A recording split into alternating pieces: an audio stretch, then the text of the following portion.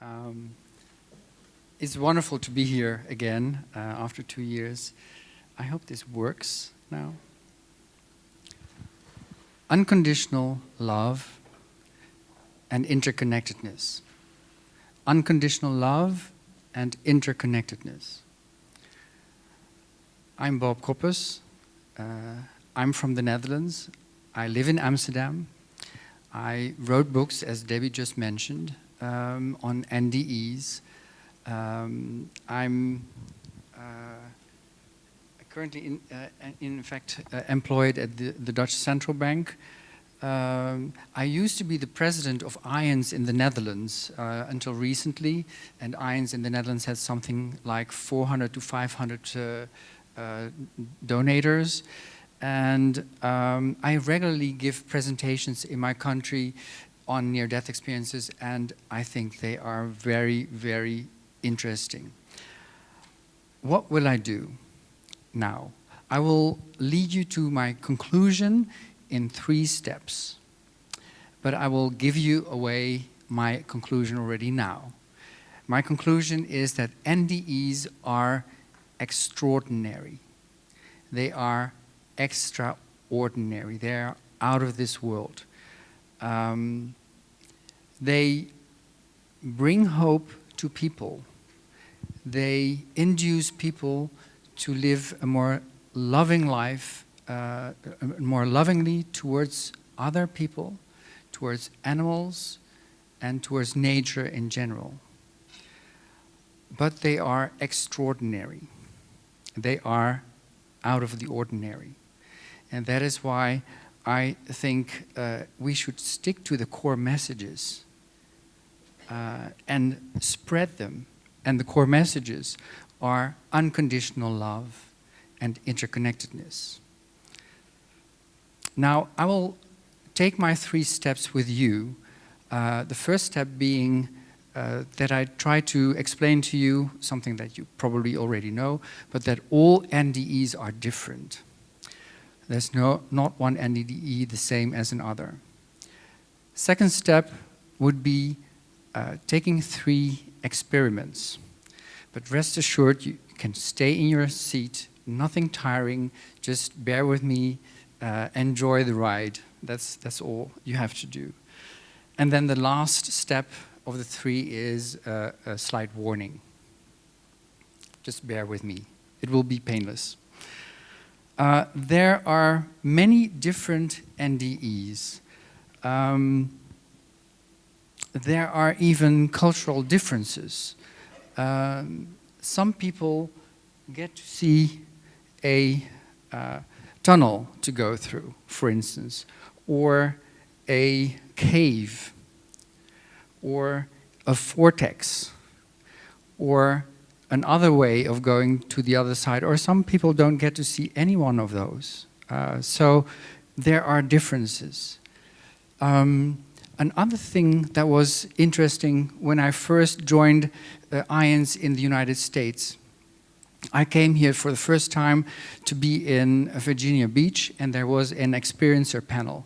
And that was really, those panels are really wonderful to listen at because you get to hear a number of NDEs. And this particular one was very interesting because there were about 4 people sitting at the table talking about their NDE.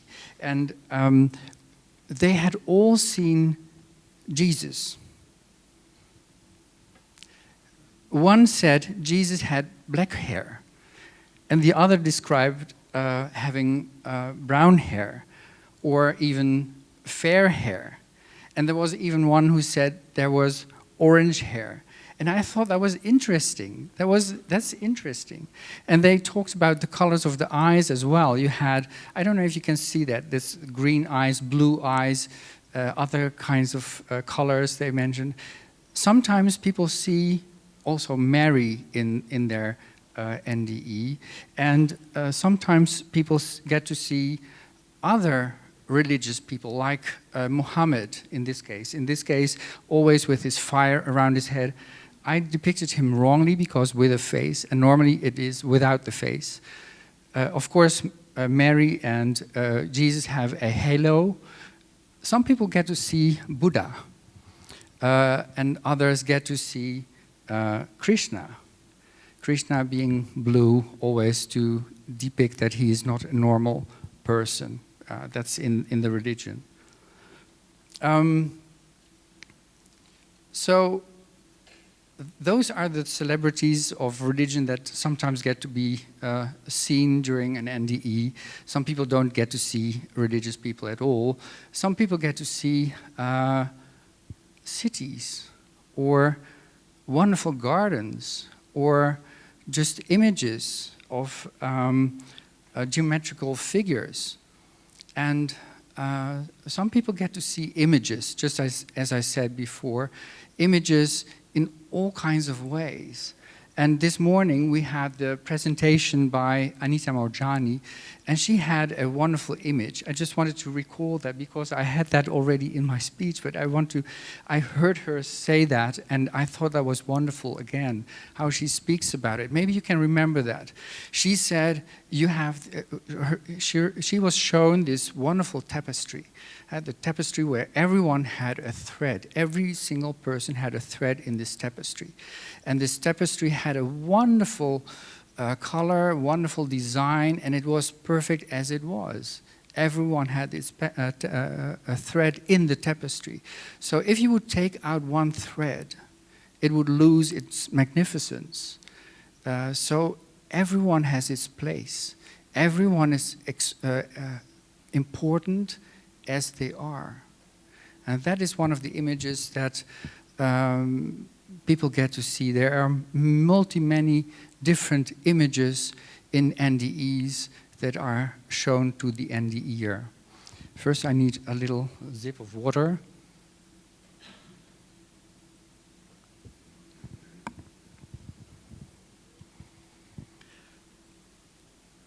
So, the point that I want to make here is that all NDEs are different. Now, is that disappointing or what?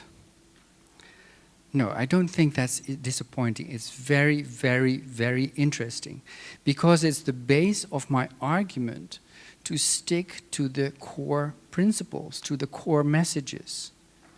What are the core messages? Unconditional love and interconnectedness. Those are the core messages of NDEs. This is the first step. So this is just a small step. I'll come now to my second step. And the second step is with the 3 experiments. First experiment, and you can just stay in your seat and enjoy it. This is the palace on the dam. I come from Amsterdam, and this is the palace that was built on the dam. You know that Amsterdam was built along a river, the Amstel. They put a dam in it, that's why they call it Amsterdam, and they put a palace on it, and this is the palace. The palace is not for kings or nobility, it's not for religious people, it's for citizens. And it's built about 350 years ago. And it is, that was about the time, a little bit later than when New York was founded. Now,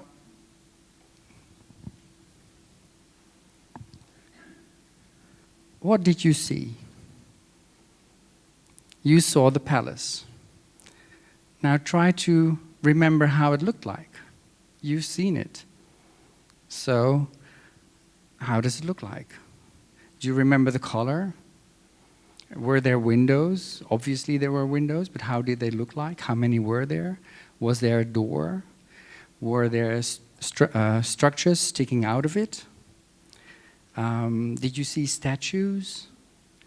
Did you see anything particular in the people around the palace, on the ground, on the square, just in front of it? Can you recall that?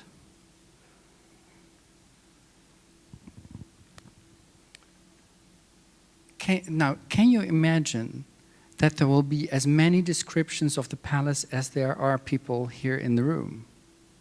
That is the important thing that I want to show to you. Now, this is the palace. Again, you've seen this picture before. You can see that there is a dome. There are statues along the edge somewhere. There are triangles there. There is a round thing, which is the clock. You can see the people in the square. There is an orange performer. There's a green performer. But did you see the balcony?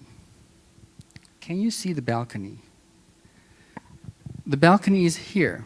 You don't see the balcony. But it's a very, very important balcony. That's the balcony where the king and queen will stand and wave at the people occasionally. So that's an important balcony. Now, did you see the statue at the back of the building? The guy carrying the atlas? No, obviously not, because it's not on the picture. But he is there. He is on the building. Now, it's not my intention to promote Amsterdam as your next holiday resort, although, of course, Amsterdam is the most beautiful city in the world. But I just want to show you that you haven't seen the whole thing. You haven't seen the whole building, even though you have had a glance at it. I could have done it with the Capitol building, a building that you know. You would go the wrong way there as well, or with the White House. Just show you an image and then you have to reproduce it. You would not be able to do that very accurately. You think you have seen the whole building, but you have just seen what you have been focusing upon. So when you were shown the first picture, you possibly have focused on a part of it, and that part you could reproduce again, but the rest was difficult. So my conclusion is that even when you have had a view of the whole thing, we will all have a different description of the whole thing. Moreover, it's too much to take the whole thing in. Now, this is what I try to say also about NDEs. If it is already so difficult to say something about earthly things, when you've seen something, how to describe it in words again, how difficult will it be when it is something heavenly, something you have seen in a near-death experience? Moreover, you always hear that people say it's ineffable. We don't have words enough or concepts to really describe accurately what it is. Now, the second experiment is this one. I'll show you a number of things of the whole picture, and you try to make out what the whole picture looks like. So this is, you saw a red blob or something, now you see a big black blob. I show you this stripe of orange with a little brown in it. I show you a few dots here and there, and I show you a little bit more of the orange and brown in it. Can you already picture what it is? I'll run that by you again, hopefully in the right direction. That's true. And the red blob again. Do you know what it is? You have seen the whole picture. You can't make out what the whole picture looks like. I'll show you. I'll show you again, and I'll show you what the end result is. A few specks of dark, the yellow thing again, and this is the whole picture. This is a picture by René Gruot. He is a guy from the 50s. He worked for Dior, and he made all these wonderful paintings or pictures that they used for commercial reasons. But my conclusion here is you have seen everything in parts, but you weren't able to add everything up and make out what the whole thing is. So my conclusion is, even when an NDE has seen a lot, it will always be part of the whole thing, because the whole thing is extraordinary.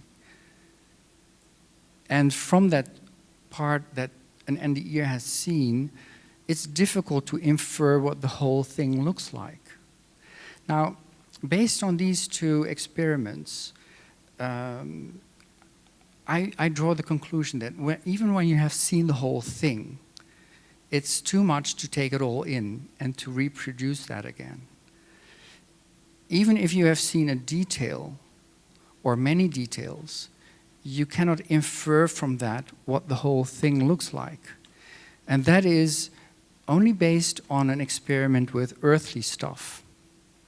So that would also be possibly the case when we are talking about heavenly stuff. It's difficult to really make a picture out of what we have seen. Now, since this was all earthly stuff, I want to take you up to the little bit more heavenly stuff. Difficult, but you need to use your imagination, otherwise it won't work. And I need another sip of water again. It's very dry here. The third experiment would be something you possibly already know, flat people. Now, suppose, no, not suppose, we live in a world with 3 dimensions. We have length, width, and height. And we have a time dimension. So actually we have 4 dimensions. And in Europe we always say, I think we have 4 dimensions, and in the United States you say you have 3 dimensions and time, whatever. We have 4 dimensions and we have volume. Now suppose you have a world where there is only 2 dimensions in space and you have time in addition. So suppose the floor here would be that world. So the world is the world of flat people. They only have 2 dimensions, length and width. They don't know what height is. Just suppose. It doesn't really exist, so don't be afraid. But just suppose that that exists. Now, assume that one of these people just pops out of the floor, sits here somewhere, looks at us and thinks, wow, that's strange. What will this person say? What will this person think of? Let this person go back to his own people again, make him flat, and he goes to his own people. And these people are people that can walk around a tree cannot climb it because there's no height. So the tree is flat as well. So they can walk around the tree, cannot climb it. Yet this person had seen us, seen me standing here, I'm tall, and that's something strange to him. Now, what will this person say when he comes back to his own people? There's another world around us. It is all around us, but we cannot see it. And that world is more complete than our world. And it has other dimensions, but I don't know what the other dimensions are. And it's much more real than our life, than our world here. And I cannot describe how that looks like, because it's ineffable for me. Now, remember what NDEs say. They say the same similar kind of stuff. It's ineffable, the experience is ineffable. We lack words and concepts to really describe what it is, and it is more real than life. Those are the things that NDEs say. Now, the question then is, if you can change that experiment with the flat people to where we are, and just imagine that there are other dimensions where time and space are no problems. And that has been said just before in the previous presentations. Time is not linear in the other world. There is something extra to it, and space as well. So if it is difficult to describe the multidimensionality, then it is very difficult for us to get a good picture of it. And the question that remains then is, can we really derive anything from NDEs if it's so difficult to get our heads around it? And I think there is something to be said about NDEs, and those are wonderful things. And there are a number of things that we can just mention that will help us to go further. And those are the core messages. Unconditional love. You've heard that before in the presentations just before. And even this is just a word, unconditional love, but the meaning that is being attached to it by NDEs is so much bigger. It's just not a word anymore. It is really, really far-reaching.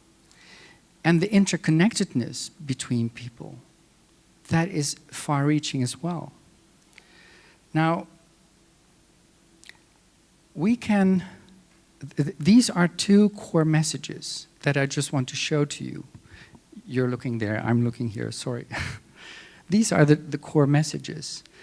Two of them. We can easily extend the list a little longer, and I'll mention just a few of them, but you might have your own ideas about some of the essentials. One essential that I think is really, that sticks out is that consciousness continues after our death. It doesn't stop. We have heard over and over again, and from the book from Rudolf Smith and the two others, we know that that mind and body can be separated and live on, and we know that from other NDEs. But these NDEs these are reports of veridical observations. They are very important, I think. Another one is that there are no limitations in 3 dimensions. So space is no limitation once you are on the other side. And time is no limitation either. Time, I love this expression by one of the NDEs that I read about. That's time all exists at the same time. Try to understand that. That's interesting. Another one is feel what others feel as if you are that other person.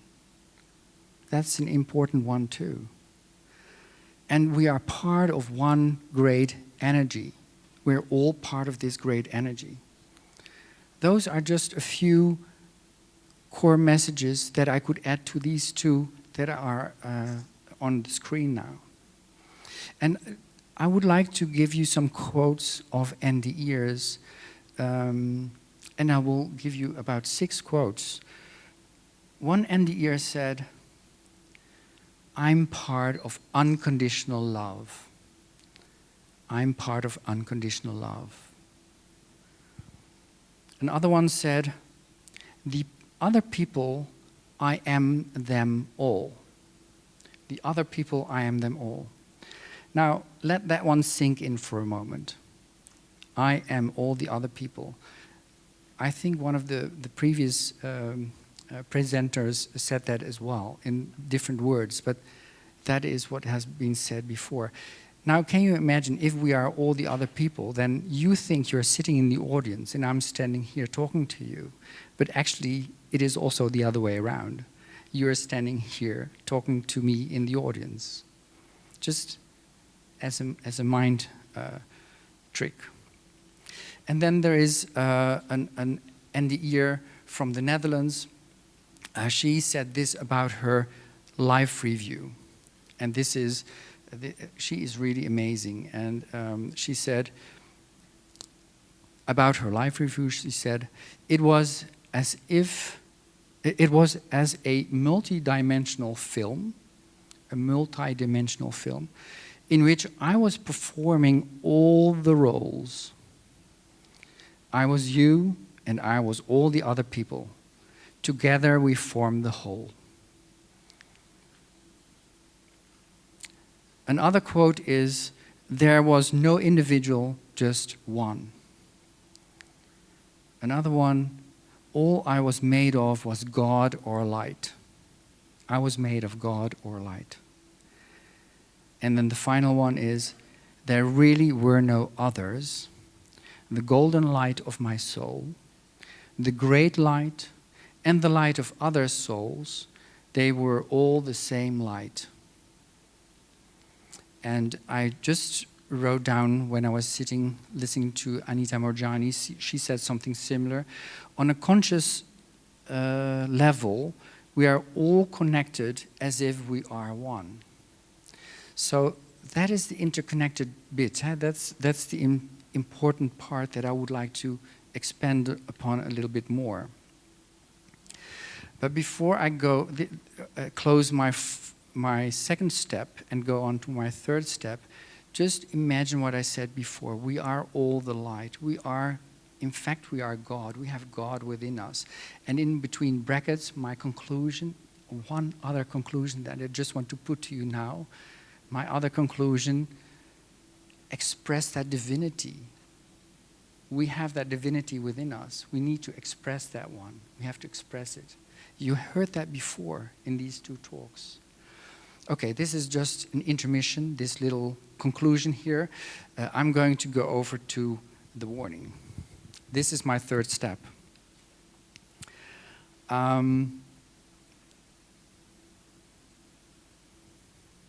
Many people, including those who study NDEs, including NDEers themselves, they tend to create their own theory about how the other reality looks like, or how it is constructed.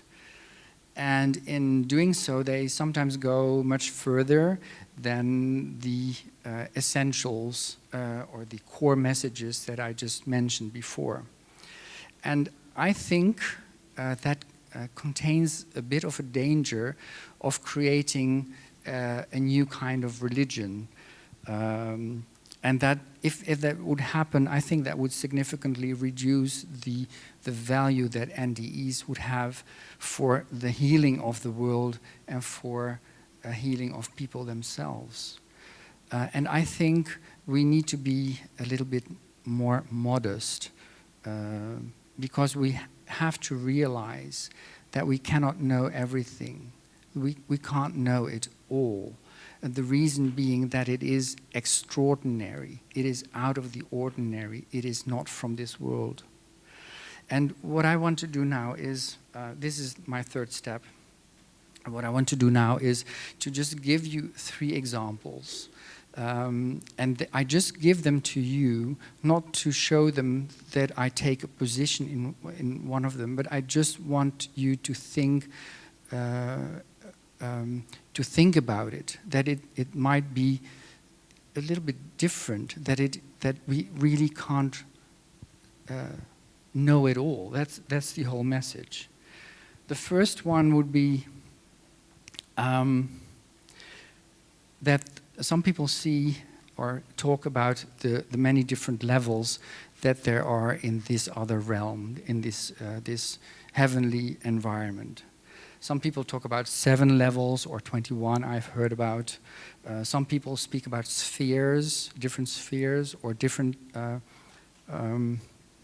levels of enlightenment. But I think we cannot really know this. Even when we have seen different levels, they might not have the same meaning as we attach to them from an earthly perspective. And levels, to me, also contain the danger of having some kind of hierarchy in it. Because, a hierarchy is something of the earth. It is not really something of heaven. And I don't think it would even be logical to have a hierarchy there, because if there is really unconditional love over there, if there is unconditional love, there is no hierarchy. There's no need for a hierarchy there. And I don't think there is a hierarchy when we are God or the light. When we are God or the light already, there's no need for hierarchy. Or when we are all the other people at the same time, there's no need to have our hierarchy. Or when we are all of universe, there's no need to have a hierarchy, I think. Okay, just have this as a thought. I don't say that it's not possible. I say, just as a thought, consider this. A second thing would be souls traveling in packs. I've heard that as well, and it's very interesting. It would mean that there are different groups of souls. And also here, I think, maybe we cannot really know that groups of souls really exist. And even when we have seen groups of souls or souls traveling in packs, it might not have the same meaning that we attach to it from an earthly perspective. It might be different. Moreover, if we are really interconnected with each other, then why would there be groups of souls? And we are interconnected with everyone, with every single human being living on Earth now, or in the past, or in the future. That's the message. The interconnectedness is really very profound. We are even interconnected with souls or people that we possibly don't want to be connected to. And you can think about those yourself. I just leave that up to you. But we all are interconnected with everyone, and I think even with animals and with nature. Now that's the souls traveling in packs. The next one might be a little bit controversial, just bear with me. It's reincarnation.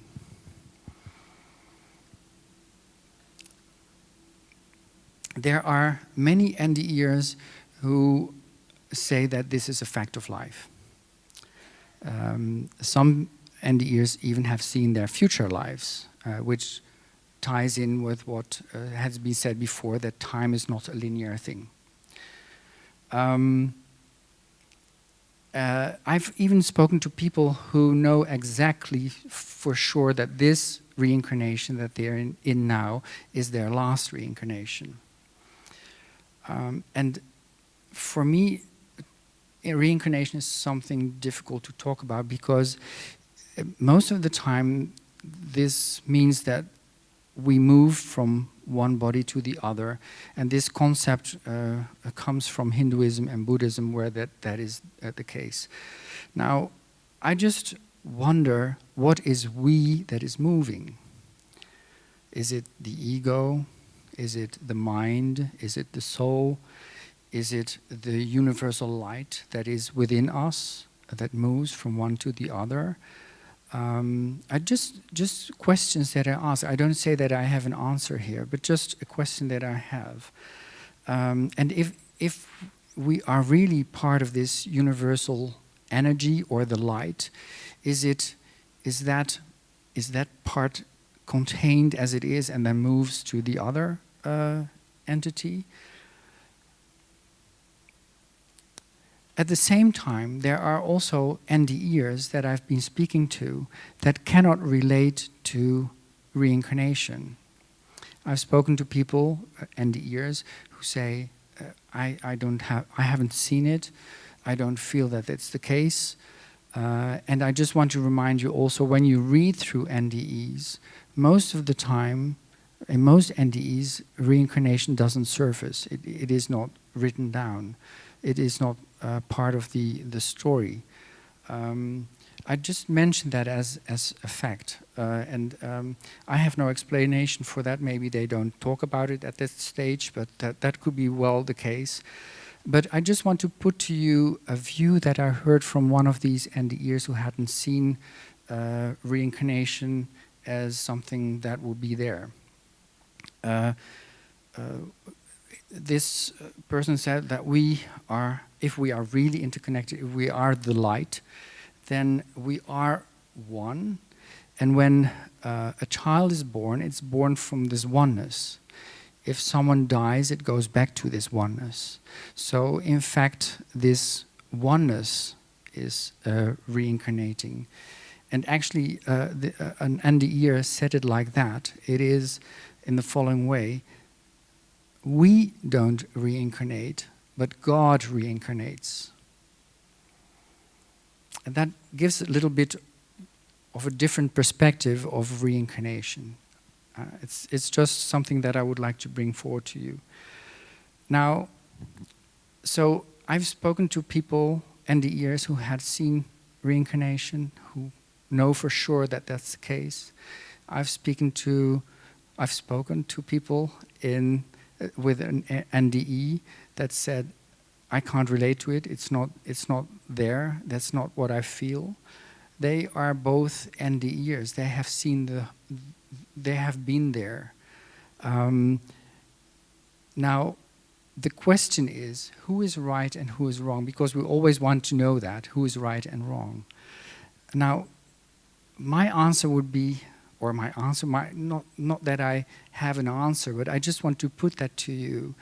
I want to show you the next picture, and that's this picture. It's a picture that you might have seen before. It's a very famous picture. It's a picture of an old woman, but it's also a picture of a young woman. It's the same picture. If you haven't seen it before, you know, I can't move over there to indicate what you have to look at, but I'll try to explain to you. If you see the old woman, just raise your hands. Who sees the old woman? Okay, so if you see the old woman, now you see her pointy chin. Now that's the bosom of the young lady. If you see the old woman and you see her nose, the big nose, that's the cheek. The young woman is seen from behind here. You see the cheek and you see the nose sticking out of her cheek. That's then the young woman. I hope you see that now. So who sees the young woman? Okay, that's a lot. You want to see young women. Okay, if you see the young woman, you see her nose. You see her cheek, of course. Her cheek is the nose of the old lady. And the bosom of this young lady is actually the pointy chin with her mouth in it. That's the mouth of the old lady. So maybe now you see them both, but you can't see them both at the same time. That's the interesting thing. You can see the young woman, or you can see the old woman. You cannot see them both at the same time. And that you can't. You can flip-flop back and forth very quickly, but you can't see them at the same time. That is how I would picture this with reincarnation as well. That can't it be like that? That some people get to see reincarnation. It is part of the NDE area. Some people don't see reincarnation. It belongs to each other. It could be the same case. I'm not questioning, or I'm not saying that this is right or wrong. I'm just questioning any fixed constructs about our afterlife. And we do have constructs. We make constructs about the afterlife, and it's because we try to reduce the experience, this extraordinary experience, to something that we know in our four-dimensional minds. And it might be the ego that does that. And I think that the real truth is that we are unequipped to really understand the full truth and the full scope of how the afterlife really looks like. And I think it's impossible because it is extraordinary. It is out of the ordinary. It is not from this world. It's very difficult to really create a good image of the afterlife. And that I refer back again to the 3 experiments that I did. Just think about them again, and then this is the conclusion that I come to. So if we pretend we know it all, then we are like, I want to show you, this is the ancient picture. This is the picture of 1888. It's a German postcard. This is where it started from. This is also the old woman and the young woman. This is the original. So if we pretend we know it all, we are like an apple that knows how it is to be an orange. And that's, in fact, quite impossible. Because it's apples and oranges. Now, I don't say that the other side is complex or that we won't be able to understand what it is. I think what I hear from NDEs who had been there and come back again, they say it's very logical that it is like that. The world as it is understandable, but it's difficult to explain. It's not really easy to say that in words and in concepts that we have here on Earth. It doesn't work because it is a kind of another dimension. So I think that our brains are incapable, our four-dimensional brains are incapable of understanding this kind of multidimensionality. And that's why I think we should stick to the essentials.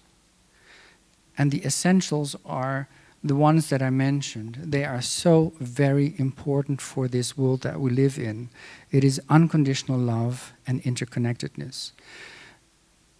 I would like to try to make that clear to you. If we would really understand, all of us, not only the people here in the room, but because I think you already know this, but suppose we go beyond this room to everywhere in the world. If everyone would really understand that we are truly, thoroughly interconnected, and that unconditional love is the most important thing there is, then people will start changing their life, will start changing how they act. They will act in a more loving way to others. You will really see a change. And if we would do that, if it spreads, and that's why I say it's so important to spread this knowledge, this idea, these core messages of NDEs, if we really spread that, then I'm sure and I'm convinced that that heaven on earth is a possibility. And the funny thing is that that's one of the things that I heard, I think Jeff Olson said that before, and I have heard other NDEs say that. I truly believe that that's possible. Heaven on earth is possible, but we need to take a few steps, and everyone needs to take these steps. That is what I would like to say, and I thank you for your attention.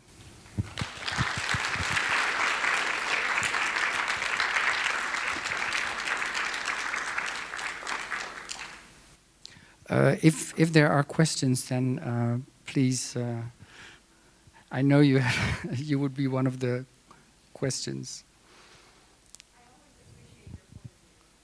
Thank you very much. That's much better. I love the examples you gave us, but I want to point out that the kind of imagery you use is flat. That's not what you see in a near-death experience. What you see is living, fully dimensional, energetic energies and visuals. So we don't get the flat stuff. Most of us don't. Very few do. When it comes to the paradox of which you ended with the young woman and the older woman, I really could see them both at the same time. Okay. Then you're extraordinary. Well, I don't think we so. We knew that already. I think we can come to that idea of the paradox.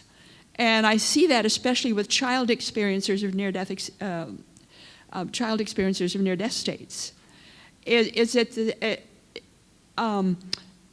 that idea of the paradox, that idea of the abstract. Let me give you an example. This is this one boy He's about maybe 6 or 7 years old. I get this from his parents as well as a young boy. He's not a man now. But he had his experience at the age of 3. So by the time he's about 5 or 6 years old, he's sitting in the kitchen, they're having breakfast, there's the box of cereal in the middle of the table, and so while seated at his seat at the breakfast table, he's reading everything that's on the front of the box. He's reading everything that's on the top of the box, everything that's on the 2 sides of the box, everything that's underneath the box, and everything that's in back of the box. He made absolutely no errors, and he didn't even move the box. Nobody moved the box. This is what the kids are getting into in school. They come back with the ability to abstract while everybody else in school is doing concrete learning. You know, one fact builds on another fact, and they come back with the whole package. And so they're having lots of problems in school. This is what we have a lot with some near-death experiencers. I was one of them. I come back with a whole package. How do you work at a job? How do you take a test when you are aware of and move in and through the whole package? The employer literally doesn't want you. They can't handle you. You cause problems at work. So and you can't take a psychological test. I tried it many times. I blow every one of them. They say you can't blow a psychological test. Yes, you can. Because all of them, if you didn't know this, all of them, the questions are geared toward measuring the amount of stress in your body. They're all stress-related questions. If you don't store stress, you blow the test. I don't store stress, so I kept blowing the test. They could never test me psychologically. I'm not an exception. There's many of us like this. So what you're giving us is an ability to at least comprehend differences, but what I'm inviting you to consider is that to somehow make allowance for the abstract and the paradox, because that's part of the package. Thank you. Thank you for your comment. That's a long story, and you started off with saying something about that you could see both sides of the image, but that could be the case. But then, if you take that to what I wanted to say is that some people see reincarnation, others don't. Then in your case, you would see both at the same time. Yeah, that's possible. And about the package, I don't know what to say about that. I mean, I try to give you a few images that people can relate to on Earth, and then infer from that how it would be for the afterlife. That's the only thing that I try to do. And reading the package from all sides, and employers wanting not people who can do that, that's something I can't help. But I just try to infer from these experiences something more about the whole concept of afterlife. Okay. I hope I sort of answered your question. Right. Well, I'd like to say that it is good to keep these 2 concepts, the fundamental concepts, in mind, but it's good to avoid coming to the conclusions about the nature of the spiritual realm too soon. But I think that, and therefore we should start with the experiences of near-death experiencers, and also really understand how we as spiritual beings work in the physical world.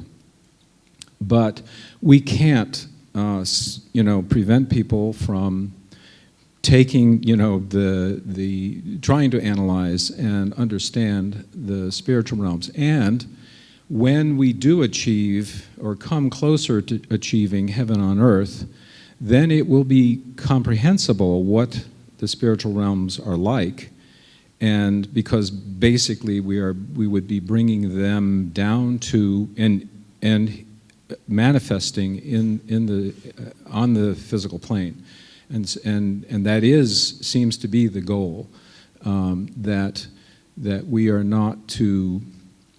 That the earth and earthly life is really an important aspect of reality for us as human beings, and we need to, that is our task here as human beings incarnated on the earth, is to bring the spiritual realm down, and there will be a concomitant understanding of the spiritual realms as a result of that. Thank you for your comment. I agree with you, but I at the same time I think we have to be modest about. That's what I tried to say in my presentation. We have to be modest. We need to advance. That's why I love your research, and I look at all kinds of research that is being done on Earth. It's very important. We have to progress. We are not there yet. We will arrive there. But the other thing that can be realized already now or as soon as possible is that we understand that these two things, unconditional love and interconnectedness, are so important, and that binds all the people and the animals and nature, because we are all together. It's all one. You hear that all over the place and all recurring. So that's the important thing. And if everyone, also the politicians, by the way, you're especially, yeah, perhaps especially, yes, would understand, then we are really able to create heaven on earth. And I think we are going there. I don't know if I will experience it once. I hope it. I hope so. But it will be there. Yes, and I agree with your modesty, and I think that's what researchers really need to do, yes, to avoid the danger of thinking that they're establishing the answer, the religion of NDEs, and that is a real danger. Yeah. Yeah. And moreover, I think if you might also, or people might be turned off by these, things that they don't like religions. And if they have the hint that this is a new religion, they will stay away from it. Right. And that's not how it should be, I think. Thank you. Thank you. Thank you, too. Oh, sorry. Two more. Okay. Hi. I was thinking here at the IANDS conference, we're very, in a sense, lucky to have people come from their experience and grow spiritually from it. I know some people who have had experiences and they've become very religious from it and infused their own religion with spirituality, but sometimes it's to the point of exclusivity and saying like this is correct. I didn't know it before, but now I see that my way is the way I was raised is the right way, or some other religion. So I was wondering about, and I think those people tend not to come to IAND conferences, and we don't interact with them so much, but I was wondering what you have to say about those, the other side where people become very entrenched, and I'm not in religion. In religion, yes, after their near death.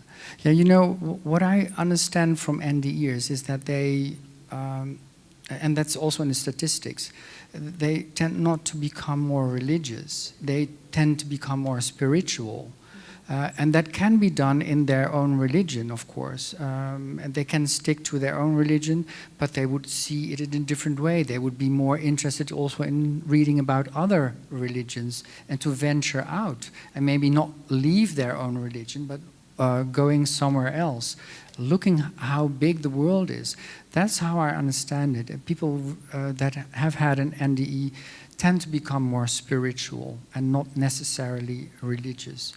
That's what I understand from the statistics. Yeah, that's what I think the tendency is, but there's also some people who will become very religious in the sense that they to the point of exclusion and saying, these other ways are not. I find that disappointing if that would happen. It's, you know, it's if you really stick to, I hope I don't offend someone, if you really stick to your religion and that's it, that's all there is, then I think it's very narrow. There's much more. There is so much more. So that would be my answer. I don't know these cases. They might be there.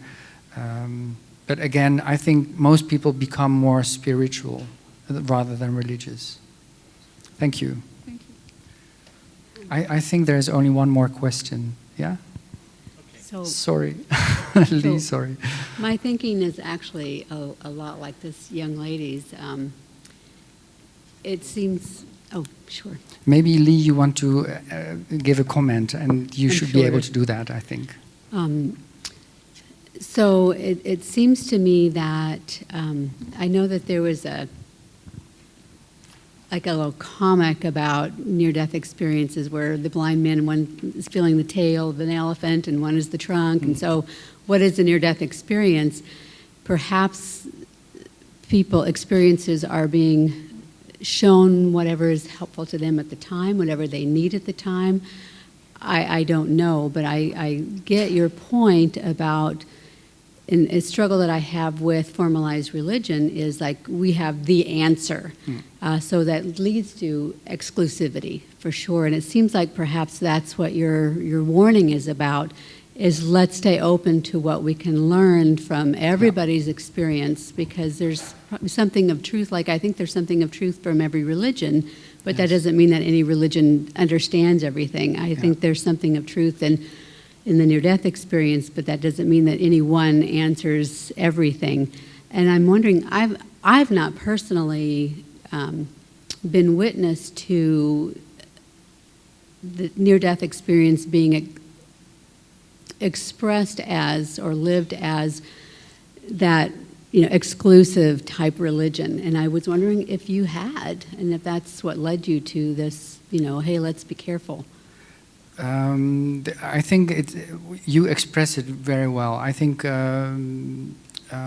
if you stick to one religion and you don't see the rest, you don't see the value of others. That's the elephant story with the tail and the fan and the ears, and so that's true. So as I said before, I think most people who have had a near-death experience become more spiritual and stay away from the religions because they pretend they know it all. That's what I try to say. If I would always be cautious if someone says that he or she knows it all. I'm always very tense then if that happens. So that's also what I try to say during my speech, and that's in fact what you also said.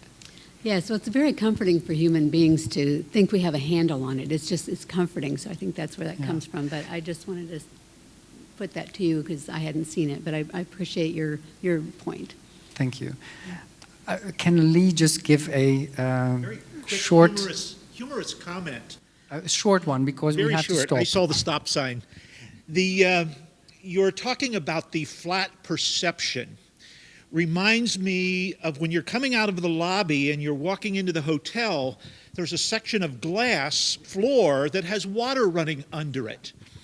Piaget, in stage development, in studying the psychological development of children, some of his followers took children and studied at what point when they're climbing across a glass tabletop do they perceive depth and become afraid to crawl out there. Our near-death experiences are that same way, because what happens is so many people, how many of you, when you walked across that glass floor, you looked down and it's like, can I go there? And you brought fear into it and you had to address the fear before you went across. We are doing that same thing with the NDEs. We need to learn to trust a little more and look up instead of downward and holding on to fear as we go on that journey. Yeah, right so. Rightly said so. Thank you very much. Thank you.